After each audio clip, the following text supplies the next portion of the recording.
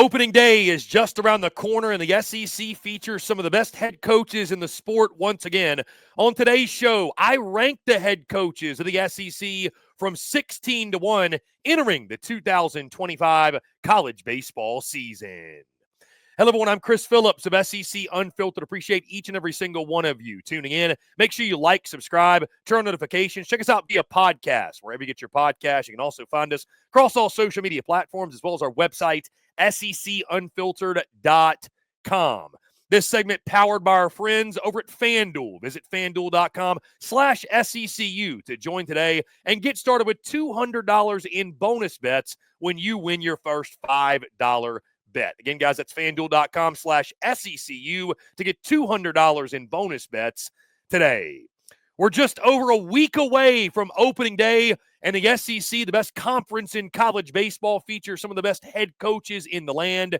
Yet again, on today's show, I will try to do nearly the impossible, and that is rank the head coaches of the SEC on the diamond from 16 to 1. So with that being said, let's go ahead and get into it. We will start at number 16. Already at 16, I hate my list because I realized when I published the graphic that you see on screen, if you're listening via podcast, you've seen on social media certainly by now, I realized when I posted this, and it'll make sense in a second when I get to 15, but I've got Missouri's Carrick Jackson at number 16.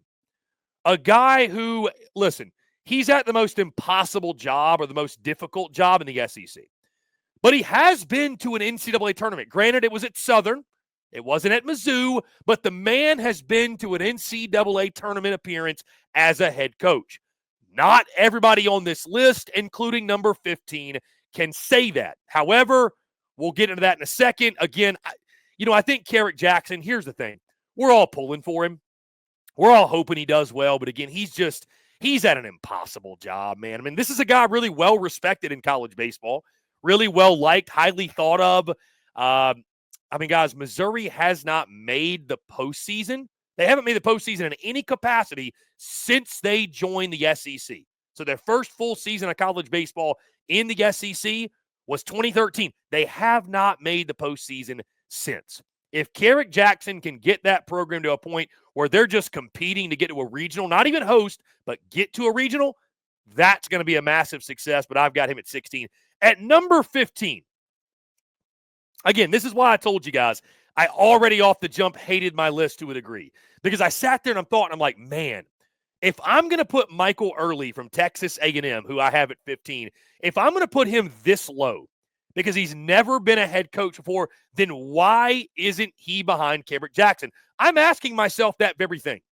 But I think my thought process here, and I'll tell you exactly what it was. I understand Michael Early has never been a head coach. That's why he's so low. And before Aggie fans flip out, again, guys, he's where he should be.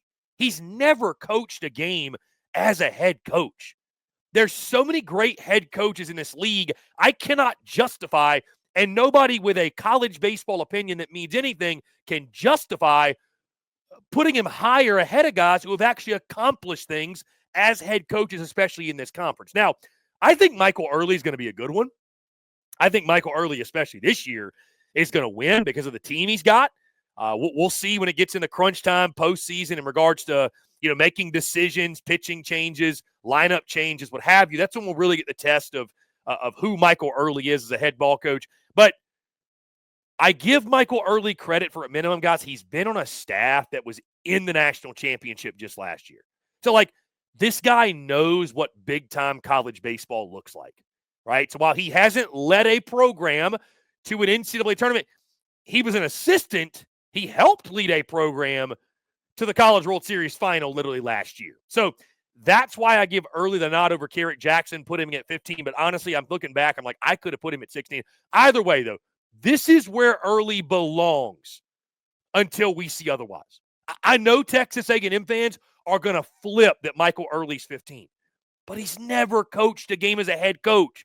It's not a knock against him that he's not going to be a good head coach. But we just don't know what we don't know, guys. And what we don't know is how Early he's going to fare as the head man in College Station. We just have no idea. Let's let him put a resume together and a body of work, then we'll shoot him up this list. At number 14, I've got Alabama's Rob Vaughn.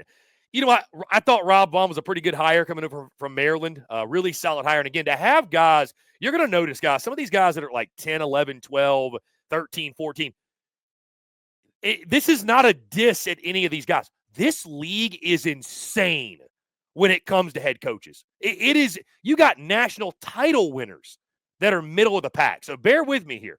Number 14 got Bama's Rob Vaughn. Did a good job at Maryland. I thought he was a solid hire coming to Bama.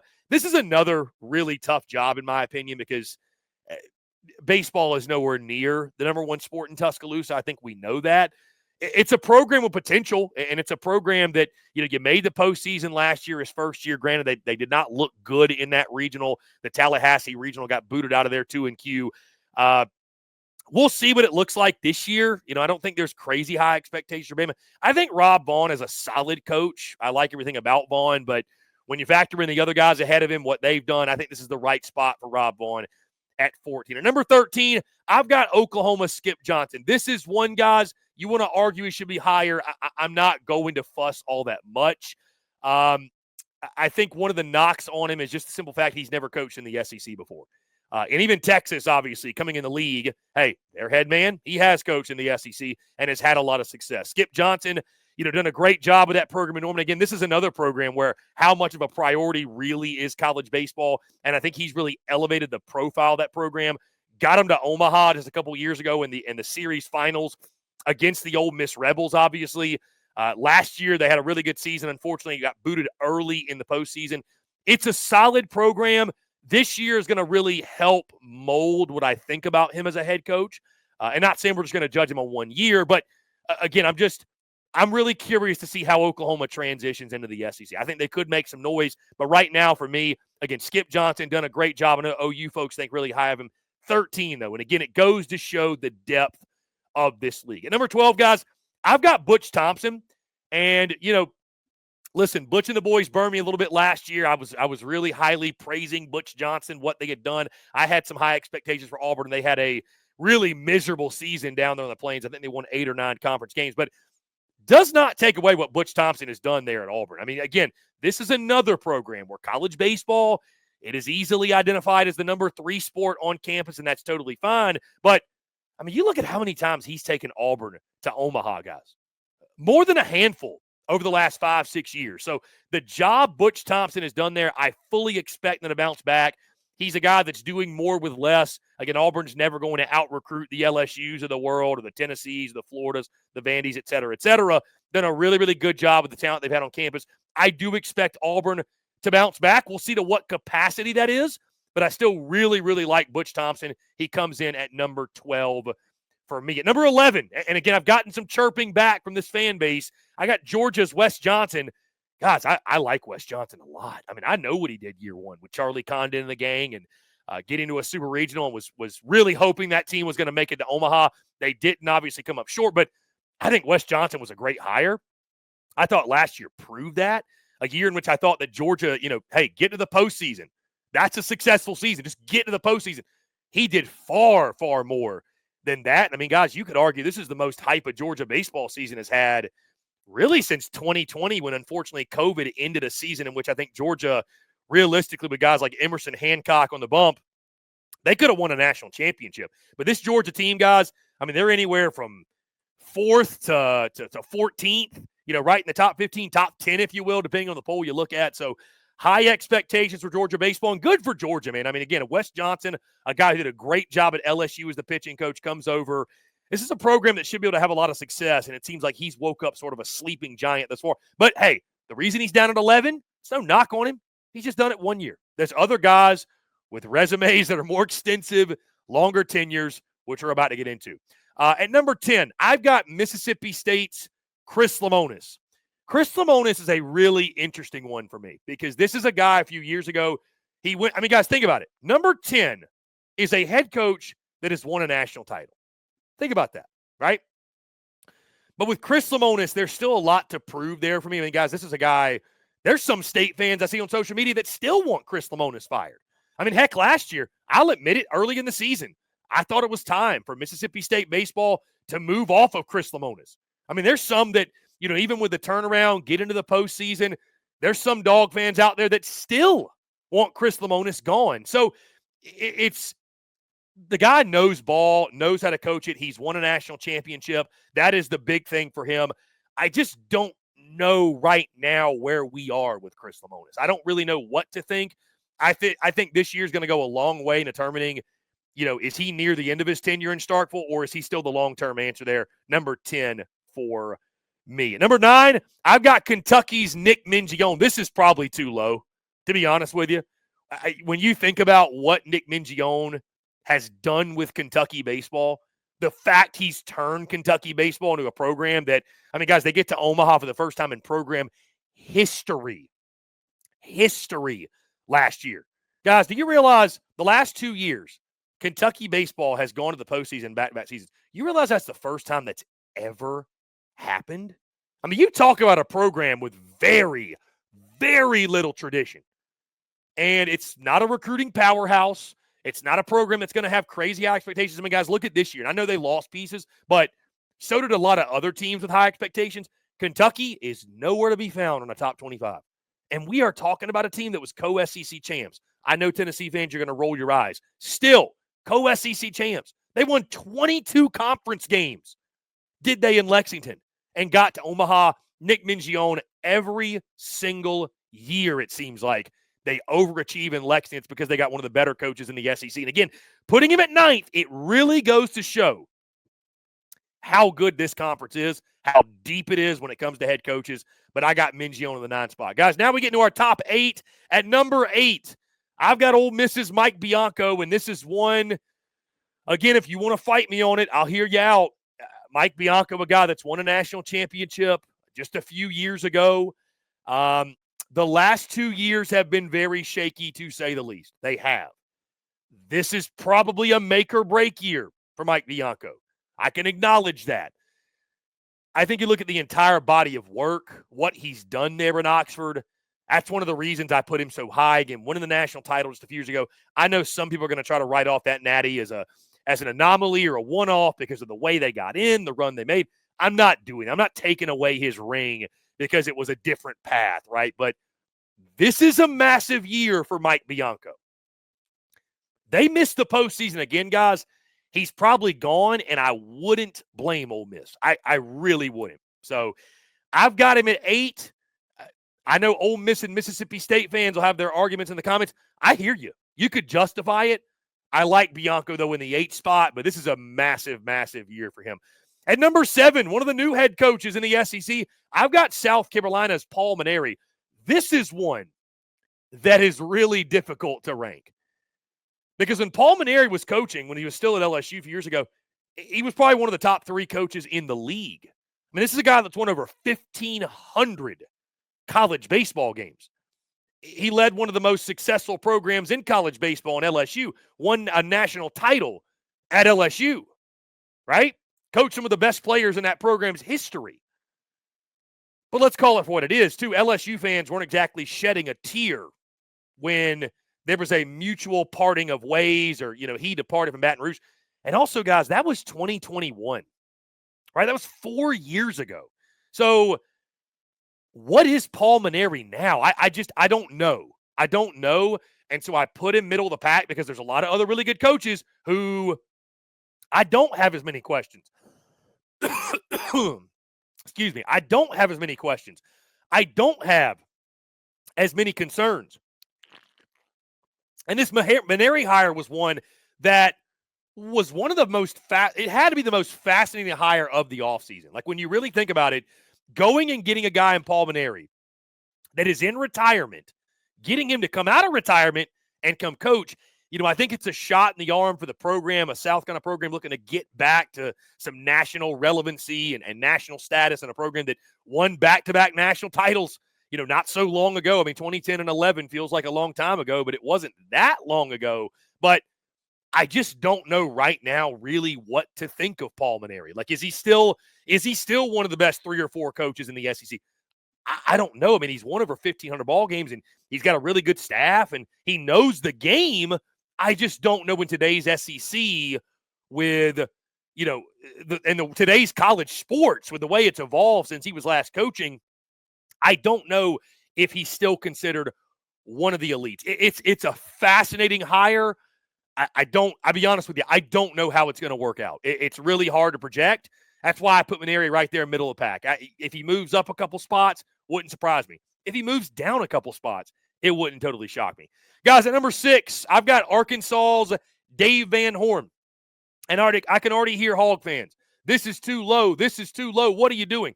Guys, I got a lot of respect for Dave Van Horn. He's one of the best coaches in the conference, one of the best coaches in college baseball. The man is a choke artist in the postseason. And this goes the theme, guys, if you haven't figured it out. I love Hog fans. I love Arkansas. But this Arkansas ball club, this Arkansas baseball program, a little bit on my shit list. Actually, a lot of it on my shit list going into the season. I have time and time and time again believed in Arkansas. Last year, I picked them to win the whole thing. They fall flat against SEMO. At some point, man, you got to break through in the postseason and win some damn ball games. Dave Van Horn, he's absolutely the best coach in the conference, not to win a national championship. But that's the knock on him at this point. Guys, they'll probably win the regular season. They'll probably win 20 SEC games. We know what Arkansas is going to do. Can they finally break through? Until we see it, the answer is probably no. Because at this point, we've seen it, right? So Dave Van Horn, he's a great coach. And Arkansas fans, please don't take it personally what I'm saying. But the man's a choke artist in the postseason. He is. He is. What else can you call it? I don't know if Arkansas is cursed or he's cursed or whatever, but they just choke in the postseason every single year. Why would I expect any different? Number 5, guys, Texas's Jim Schlossnagle. Of course, this was one that made waves last summer when Schloss went from Texas A&M to Austin. Here's what I'll say, guys, and we talked that to death last summer. You know, what happened. Now we turn the page. It is the 2025 baseball season. Schloss is in Austin. And Texas fans should be fired up. I know they are fired up. It doesn't matter what you think about Schloss off the field. It doesn't matter the rumors out there that, you know, the way it went down, and you can think he's whatever you want to think about him as a human is fine. But as a head baseball coach, he's one of the best in the country. He's one of the best in the conference. I mean, what he did at Texas A&M in a short time, taking them to the finals last year, you know, you factor in what he did at TCU, obviously, with that. I mean, he's won everywhere he's been. He's won everywhere he's been. And I think year one could be a struggle. You know, we'll talk more about that later in the week when we preview the season and preview each team. It could be a little bit of a rocky year one, but Texas is going to win. They're going to win under Jim Schlossnagle. So I think he's still a top 5 head coach in the SEC. I know Aggie fans hate to hear it, and I know Longhorns love to hear it, but he is. Jim Schlossnagle absolutely is a top 5 head coach in the SEC, and I think he's going to do big things in due time at Texas. Guys, at number 4, I got Vanderbilt's Tim Corbin. Buddy, this is a really, really, really big year for Corbs. I gave Corbs the nod here, putting him in the top 4 because he's won national titles. What he's done at Vandy is second to none. But Vandy's one of those teams and one of those programs going in 2025. Admittedly, guys, I'm selling stock on a bit because I don't know, and I do know. I think with the NIL and the ever-changing landscape of college baseball, I don't know that Vandy has the same sales pitch as they used to or the leg up they used to, and I think that's taken a toll on the doors, right? I know it was recent memory, recent history. They were still dominating the SEC. But, guys, looking at them last year, coming into this year, can they hit? Like, I know Corbs wants to play a certain type of way. They're going to be fundamentally sound. They're going to play small ball. They're going to pitch their ass off. But, like, if you don't have power hitting, you're not going to win many ball games in this league. You're not going to have a lot of success. And I look at Vandy. This is a massive season in regards to their trajectory under Tim Corbin. Tim Corbin, still one of the best coaches in the SEC. One of the best in college baseball, but this is a massive, massive year for he and that Vanderbilt program. Guys, at number 3, I've got LSU's Jay Johnson. This is where a lot of the big-time debate is really going to start. Love Jay Johnson. Love what he's built at LSU. I mean, nobody does NIL better than LSU when it comes to college baseball NIL. I mean, the man led LSU to a national title. obviously, a few years back with Paul Skeens and Dylan Cruz and that entire crew. Listen, I'll tell you this. With these top three, if you want to you can make your case for any of the three to be number one. So I'm not gonna sit here and say you're crazy if you think Jay Johnson should be number one. For me and what he's done and all of his accomplishments, I'm comfortable with Jay Johnson at 3 right now. Now, again, I will hear you out if you think he should be 1, 2, whatever. But number 3, Jay Johnson, I like where he is. Big year for LSU upcoming. Need to bounce back from last year, getting eliminated in the regionals. Bad year for LSU baseball. Getting eliminated in the regionals, got to get back to Omaha this season. It feels like, especially with the preseason expectations, squad they got coming back, it's Omaha or bust for the Bayou Bengals, as it should be. Now at number 2, I've got Tennessee's Tony Vitello. Here we go. This is where the madness begins. I am fully ready for Vol fans to bite my head off here. But hear me out on this. And I first want to say this. Any thought process or anybody who out there thinks that I hate Tennessee, dude, I love Tennessee. I got nothing against Tennessee. I love Tony Vitello. I mean, I was just in Knoxville last week. Love Tennessee. Love Rocky Top. Love Tennessee fans. And a pick or a ranking is never personal. Again, I've got him at 2. Hear me out with Tony V. Okay? You win the national championship last year. The popular pick is going to be to put him at 1. He just won the title. I get it.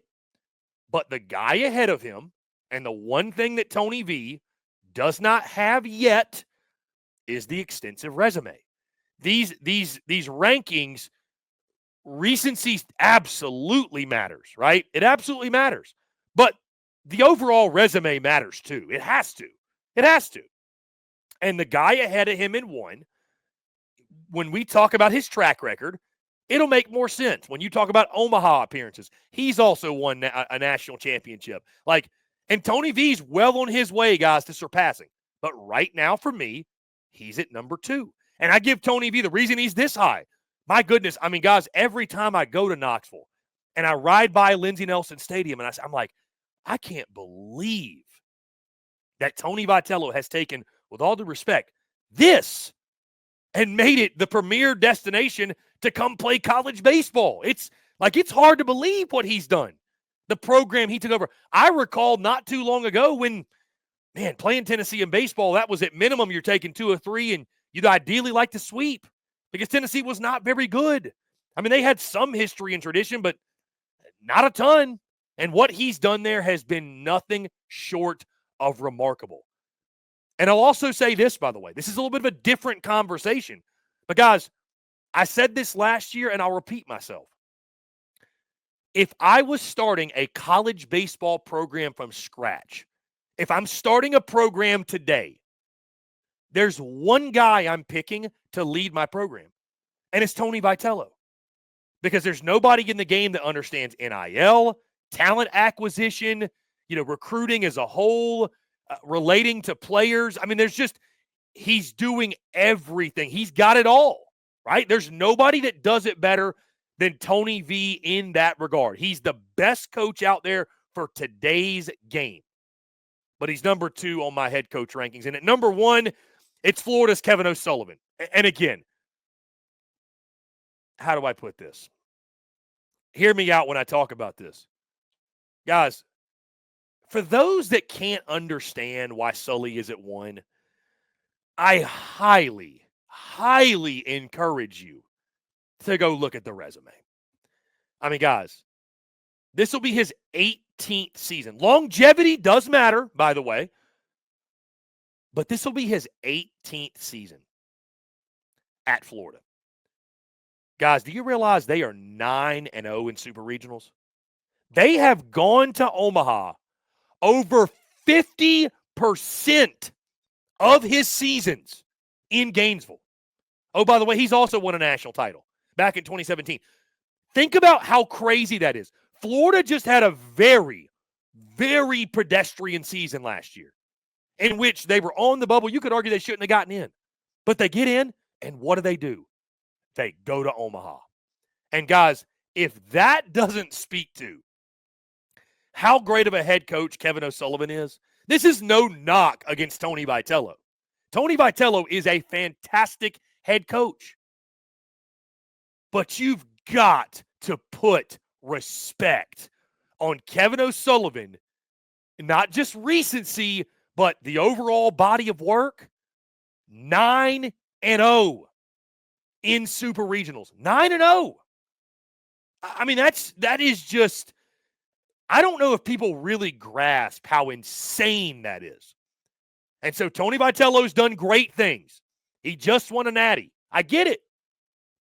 He also failed to make Omaha with maybe the most talented roster college baseball has ever seen back in 2022. He then bounced back and went to Omaha in 23. I get it. I'm taking nothing away from Tony V. But body of work has to matter. When you're ranking the head coaches, the body of work has to matter. And I know people will pull up, we'll look at the last 4 years, and we got people comparing how many SEC tournament titles do you have. Guys, I couldn't give a shit about SEC tournament titles. I got to be totally honest with you. I don't. But I get it. People are comparing the last 4 years. Totally understand. But when I look at the body of work, when I see 9-0 in super regionals, when I see an over 50% of seasons of getting to Omaha, that's unprecedented success, and it starts with Kevin O'Sullivan. That program he's built down there in Gainesville, he's built on the backs of power arms, power bats. Every single year, you can count on the Gators being in the mix. Guys, it's a coin flip whether they are going to Omaha or not, and that is crazy to think about how much success he's brought to that program, how elite they have been, where we just kind of take it for granted. Oh, Florida's going to Omaha, whatever. No big deal. That's because of Kevin O'Sullivan. And I'll go back to it. If you want to argue Tony V should be one, guys, I'm not sitting here telling you you're crazy. But if you're going to come after my pick, which has already happened on social media, and I know is going to happen in these comments, I'm going to tell you exactly why I had Sully at 1. Tony V gets back to Omaha this year. They win a title, whatever. Hey, guys, we're splitting hairs. Tony V could absolutely be considered the best coach in the country and certainly the conference. Right now for me, and I had Kevin O'Sullivan 1 last year, guys, going into the season. And all he did was get to Omaha again. How can I drop him? He just got to Omaha again. I mean, so bottom line is this. This league has never been deeper when it comes to head coaches, and there's many arguments to be had. That said, guys, I'd love to hear from you. Your thoughts, your feedback. Do you agree? Do you disagree with my rankings? How would you rank the SEC baseball coaches heading into the 2025 college baseball season? Guys, appreciate you all tuning in. Before we get out of here, I do want to tell you about our friends over at FanDuel, because this show powered by our friends over at FanDuel. Guys, Super Bowl 59 is just around the corner. 1 game, 2 teams, endless possibilities.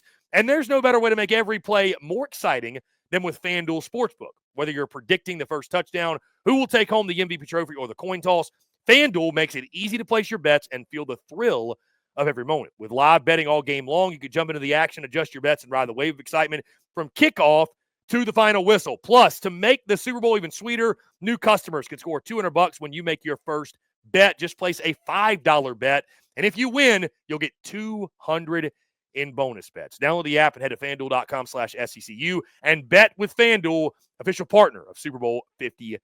Must be 21 and up and present in select states. For Kansas, in affiliation with Kansas Star Casino, or 18 and up and present in D.C. First online real money wager only. $5 first deposit required. Bonus issued as non-withdrawable bonus bets, which expire 7 days after receipt. Restrictions apply. See terms at sportsbook.fanduel.com. Gambling problem? Call 1-800-GAMBLER or visit FanDuel.com/RG. Call 1-888-789-7777 or visit ccpg.org/chat in Connecticut, or visit mdgamblinghelp.org in Maryland. Hope is here. Visit gamblinghelplinema.org or call 800-327-5050 for 24/7 support. In Massachusetts, or call 1-877-8-HOPE-NY or text HOPE-NY in New York. So, guys, once again, those are my head baseball coach rankings going into the 2025 season. Your thoughts, you agree, disagree? Let me know how you would rank the head coaches of the SEC entering opening day. Guys, that's going to do all for me. Appreciate each and every single one of you tuning in. Again, make sure you like, subscribe, turn on notifications. Check us out via podcast, wherever you get your podcast. You can also find us across all social media platforms, as well as our website, secunfiltered.com. Until next time, guys, I'm Chris Phillips of SEC Unfiltered. Appreciate each and every single one of you tuning in, and we will catch you on the other side.